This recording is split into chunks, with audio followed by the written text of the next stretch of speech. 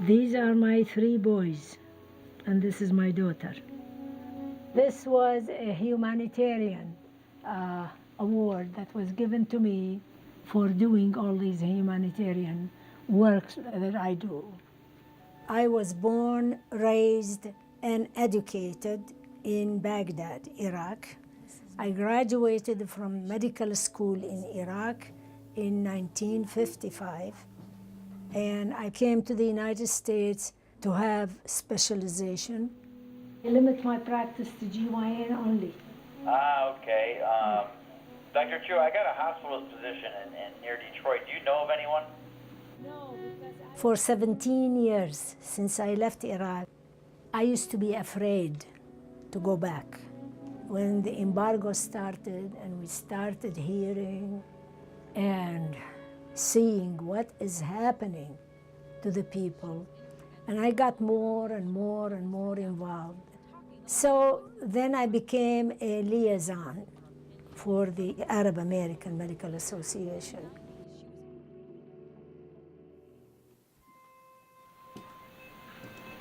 Okay, this is what I keep most of the articles and from Iraq.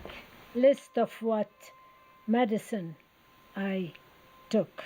You know, they did not have anesthesia there.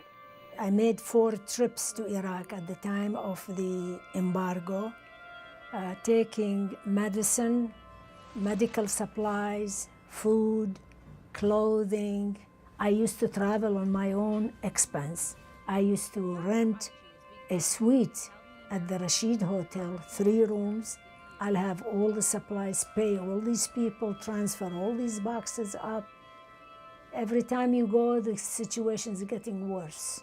Like the children's hospital where I trained, it was mostly kids with cancer. They did not have even an IV over there to give the kids. I visited the hospitals, and you see the kids. He's 5 years old, but he looks like 1 year old. That's their body was not growing. They were horrors. It all affects you no matter what. None of the reporters would write anything about it. And it was like a secret thing that don't write anything about Iraq or about the embargo. Because embargoes, as I said, they hurt not the government, they hurt the people. Then we started politically here becoming involved. So I went and I met the congressman, okay? And he mentioned it even in the Congress. Thank you, Mr. Speaker. Mr. Speaker, today I rise to talk about a place where 120,000 children under the age of 5 have died since 1990. It is a place where parents hover over cribs, watching children go hungry for want of a few cents worth of powdered milk. There was one factory in Iraq that was, making milk. Baby formulas, they bombed it.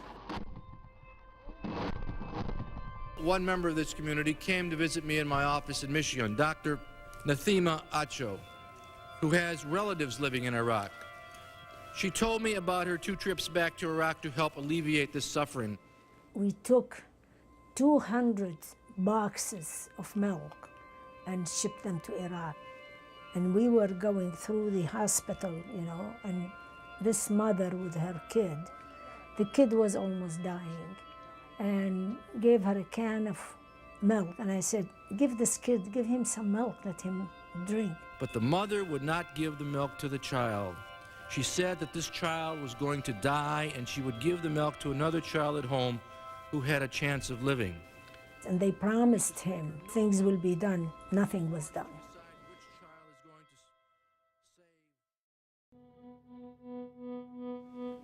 And I told Hillary this. After Mother's Day, when we went to the White House and met with Hillary, I told her, you are a mother and I am a mother.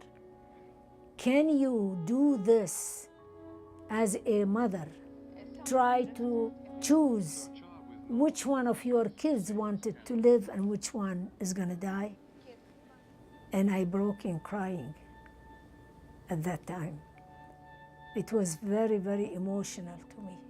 I have stories and stories you can tell.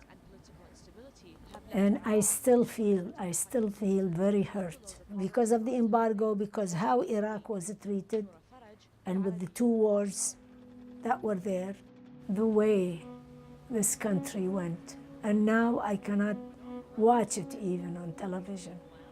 I cannot.